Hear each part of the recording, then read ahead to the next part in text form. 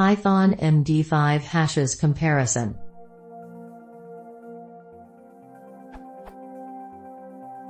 I'm trying to compare hashes using Python, but I'm stuck with this problem.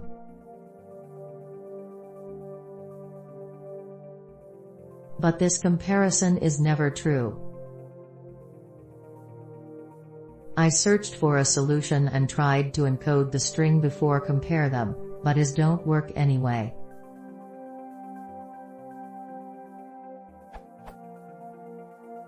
Cheers.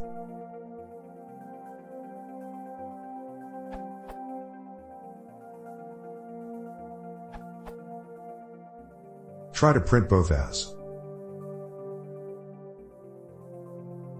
Then you'll see what's really inside. I suppose that this will work for you.